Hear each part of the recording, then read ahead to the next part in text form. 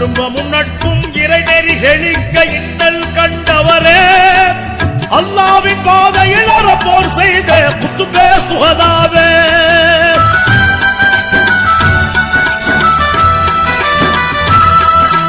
உடல் பொருளாவிய தீனுக்கு இந்த உன்னத போதகரே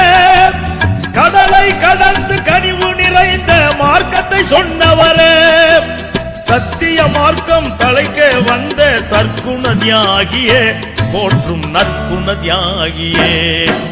பாதுஷா ஷஹீதே பாதுஷா